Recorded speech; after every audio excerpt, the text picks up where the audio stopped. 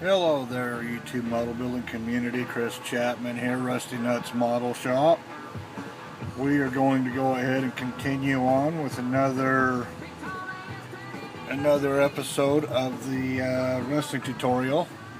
Today we're going to actually start putting some paint on what we did with the chassis and the wheels and things for the sophisticated finishes. Apologize, my throat's kind of scratchy and stuff, and helping a friend out. We're gonna also kind of focus on putting some of the chassis together, get the tires and the wheels and things taken care of, showing you how I do that stuff. We're gonna be doing some acrylic apple barrel paint. This is the vanilla ice cream.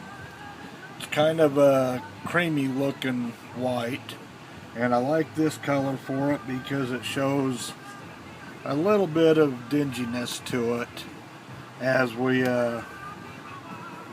put the paint on and stuff, so kind of helps keeping it dirty. Then we're also going to be using some flat black apple barrel paint. Now for some of this we're going to be doing the sponging technique. You take a little piece of sponge like this, and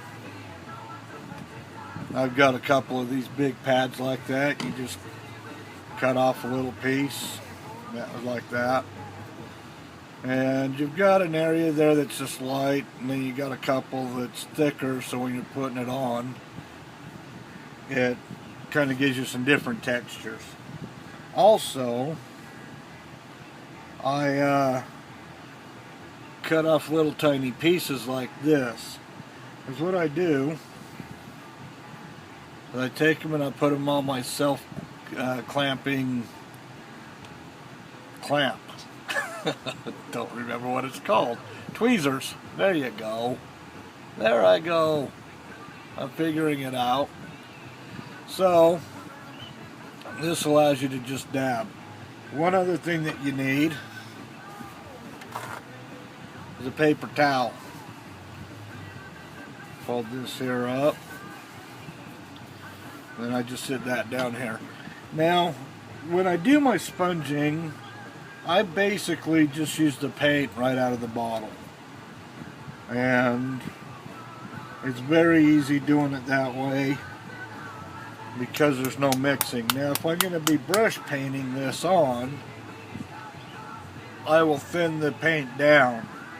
When we get to that point, I've already got a big bottle of flat black already pre-thinned with windshield washer fluid.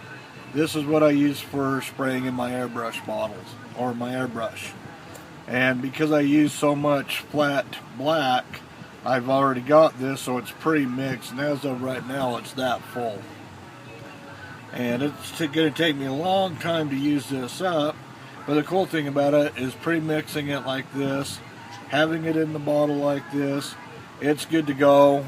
You know, I've heard Dr. Cranky say that he's had some stored for up to 5 years, still works with no problems. So on colors that I use a lot, like the flat black, the gloss black, I have these bottles for. And so when I go to do my brush work, this is a 50-50% mix. I'm going to go ahead and just squirt a little bit in there, and it's kind of goes on thin, so you have to kind of put on 2 or 3 coats of it. But the cool thing about it is it's already pre-mixed. I don't have to do a 40-30 or a 70-30 and stuff. I just soon turn around and put a little bit on, and then that way I can layer it on to the consistency that I want. And being thinned out like that, if it put one on there, it'll kind of stay a little bit thin and or see-through if I want to put it on a little bit more. So this will come in handy for making like grease spots on wood and stuff, which we'll get into later. So that's kind of what we're planning on using right now. Also, you get these little applicators. A package of these over at the dollar store, I think there's like 20 in a package for $1. You got a big end and a small end. And you can use this to dab stuff, kind of spread it out use powders and things. Another thing that we may be using.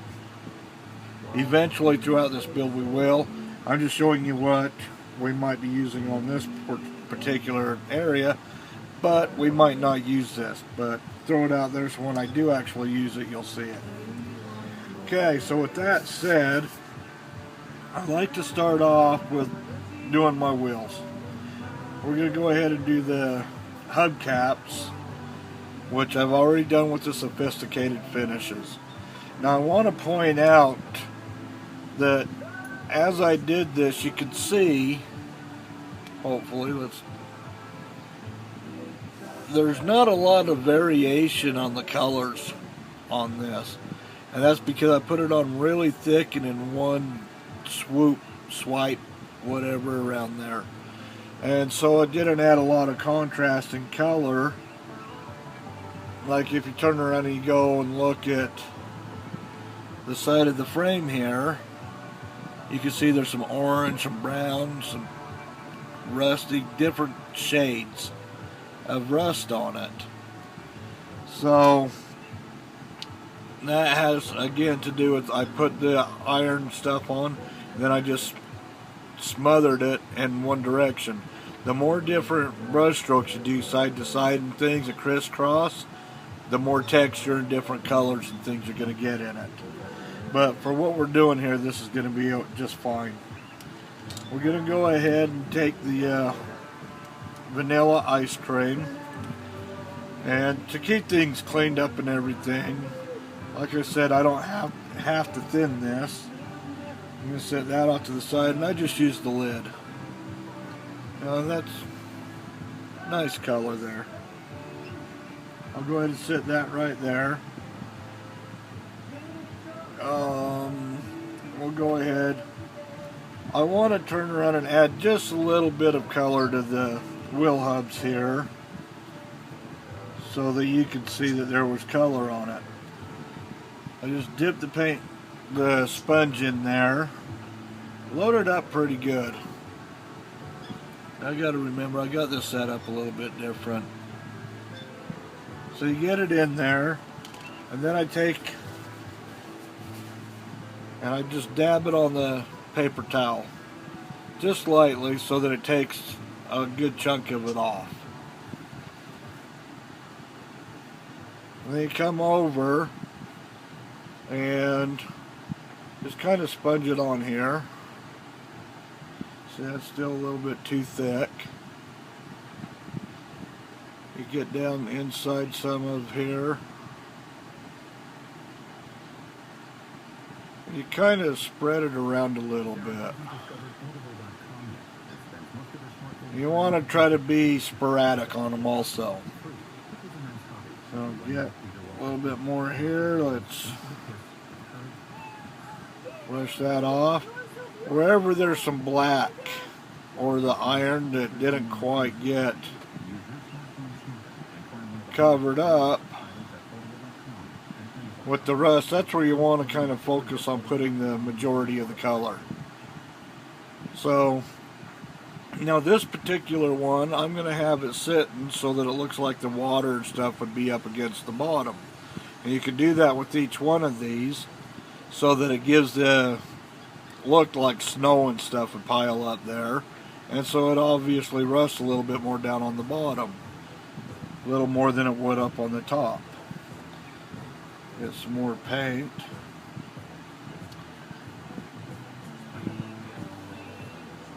And kind of just dab it again up inside.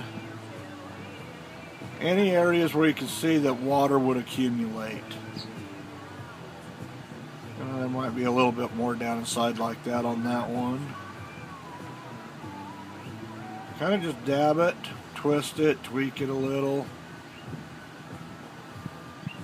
But I'm kind of leaving it, as you can see, down underneath there, make it look like the rust is kind of eaten up the side of it and stuff. Keep going all the way up and around. You could do like very light shadings. But now we've got ourselves what used to be some white rims and hubcaps that are not doing too good. These here have chrome caps that go on, and later on we'll go and show how I get all that dirtied up and get things kind of dirty and dingy and rusty looking when it comes to the chrome. So we've got that just that easy. Let's see if we get it up here. Doesn't take much at all, very, very little. Now I get all of the paint off that sponge. And the cool thing about doing this with these acrylics is you can get these little things to last forever. I'll turn around and when I get done, mix it up.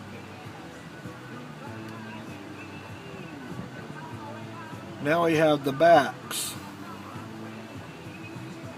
What I want to do on them is go with the black on the back a little bit, and then we'll throw some white on it also. So I'm gonna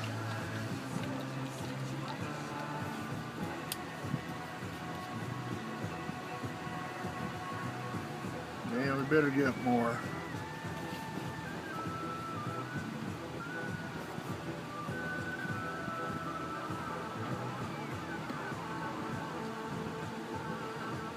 So again, with the same sponge, we will dip into the black. Wipe the majority of it off, and let's see if I can get on here.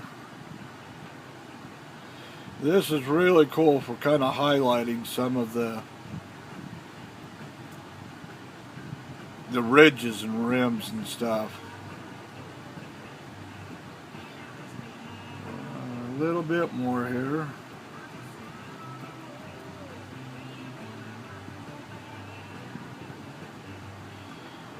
Come over, get this, and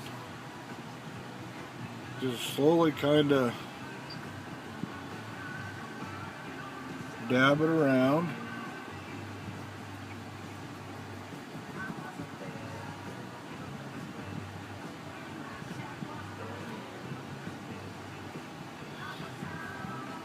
I sure hope that I'm keeping this in. Like I said, I got my camera set up a little bit different. Now this back here, well, that one kind of went on way thick. Should have dabbed it a little bit more, but that's the cool thing about it is it just adds character and contrast. It's different looking than the rest. So that's going to turn around and kind of basically just show dirt and grimy, rusty. And then since the rims and everything are the same, I'm going to go ahead and drop this one over here.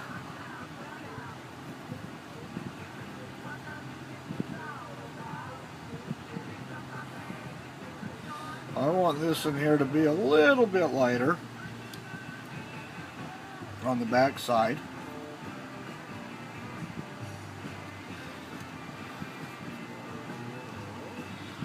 So as we come back up here, are we in?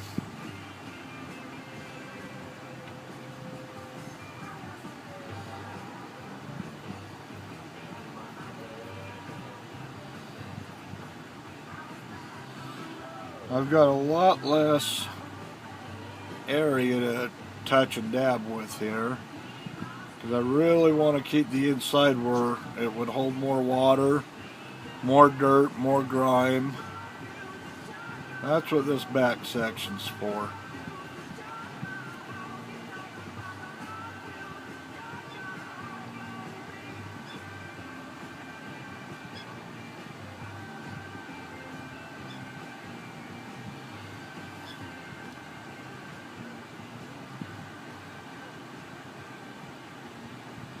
So see how you kind of layer it and you get different effects out of it. And after all of this dries, of which here in like 2 minutes, you can come in here and where you got the black, you can add a little bit of satin clear on it, and it'll make it look greasy.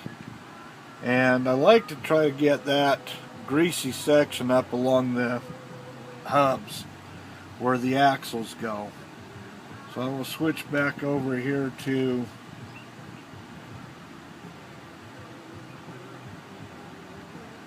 my black.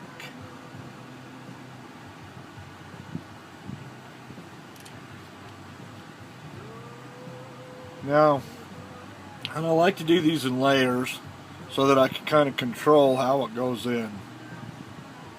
Right in the center, I got get more paint on there. I want it to be kind of thick and heavy with the black right there.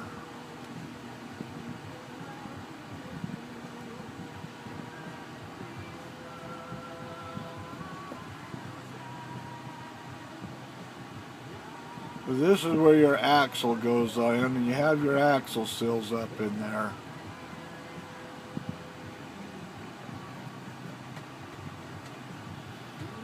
Put the camera up higher so that it would hopefully help keep my hands out of the way. I don't know if it's better this way or the other way.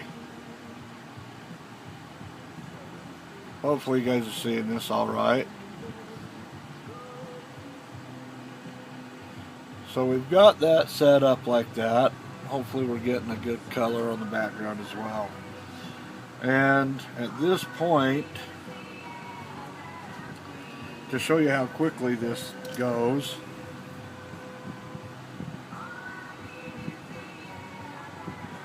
oh, apparently I didn't grab my satin clear. Hold on one sec.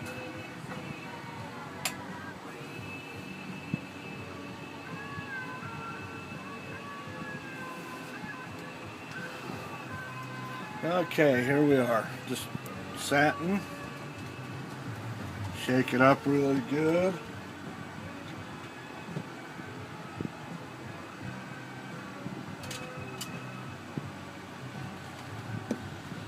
I'm going to need to get out my cleaner. Again, I use windshield washer fluid for my paintbrushes to clean them, because it takes this acrylic right off.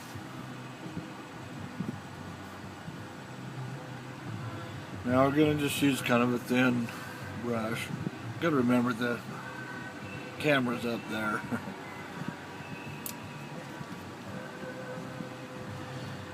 Now I always, and I learned this from, or heard about this from a few people, always turn around and get your paintbrushes wet. Make sure that it's thoroughly wet, that you wipe it off. But that way it helps the paint to come off the bristles better and to clean it easier. I'm just going to go ahead and dip this into the satin clear. And then around where we put the gloss or the flat black, I want to put a pretty good thick bead up and around there. And you want to try to let it just follow along where you put your black. Put it on kind of thick, because you really want this to come out looking like it's greasy, oily.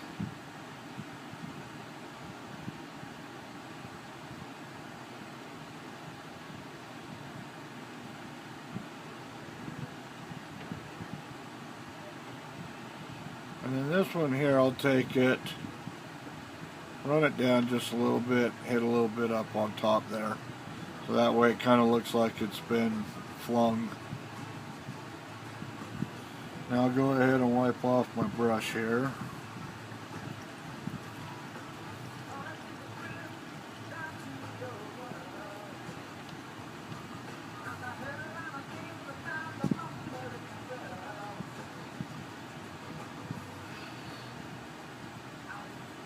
Now you can see where I've got it puddled up. With this clear, that will actually dry. And white bubble looking thing. So you want to kind of thin that out. So I don't know how well these are going to show up right now, but after that dries and we get them onto the wheels and stuff, we'll come back and look at it. Now, what I want to do, again, we want some dirt and grime. We're done with this.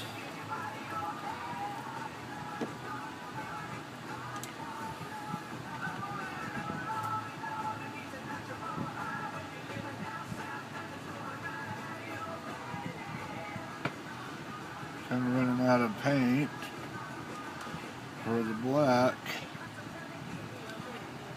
We'll go ahead and very lightly, we don't want a lot on each one of these. We really want to make it show the white, the cream color that used to be there.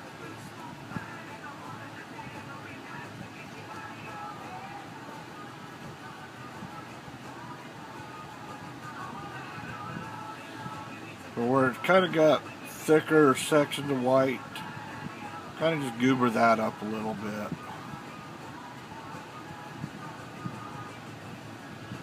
Go ahead and get a little bit more for this one. And that right there is how you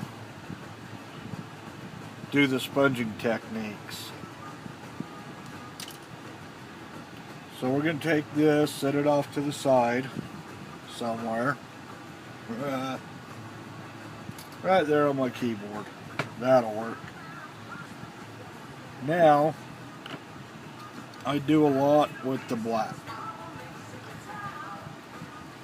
I want